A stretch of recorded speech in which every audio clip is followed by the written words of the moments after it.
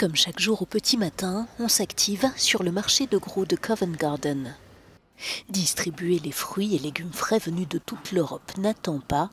La plupart des produits qui arrivent ici sont importés du continent. Et malgré l'accord commercial, conclu in extremis entre Londres et Bruxelles, beaucoup d'importateurs britanniques s'interrogent sur l'avenir de leur filière. Les produits ont été cultivés, ils sont prêts, ils ont poussé, aucun problème de ce côté-là, explique ce directeur commercial. Le problème, c'est la distribution. Lorsqu'ils quittent nos exploitations au Portugal ou en Espagne pour venir ici, qu'ils traversent la France et arrivent à Calais, c'est là que les problèmes pourraient commencer. Les produits frais ont beau être transportés dans des camions frigorifiques, certains ne résisteront pas si l'entrée sur le sol britannique est ralentie.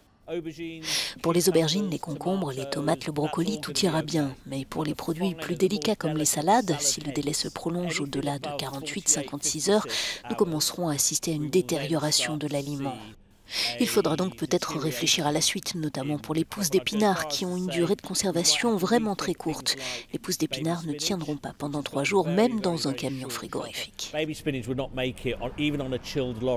Shane Brennan représente les transporteurs de la chaîne du froid. Il tente de préparer le secteur. Les entreprises de logistique cherchent à avoir des informations auprès de leurs clients, explique-t-il. Les transporteurs auront en effet davantage de formalités à accomplir. L'essentiel, c'est d'avoir tout ce qu'il faut pour passer la frontière, toute la documentation nécessaire selon le produit transporté. S'il y a un manque de préparation, cela entraînera un retard pour le véhicule. Et s'il y a des problèmes de documentation, il sera stoppé, devra faire demi-tour, et cela provoquera une réaction en chaîne. Il n'en faut pas beaucoup pour ralentir considérablement tout le système. De petits retards pour chaque véhicule conduiront à de longs retards pour tous les autres. Les supermarchés britanniques se préparent au mieux. Pour les produits ayant une longue durée de conservation, cela se résume à faire des stocks.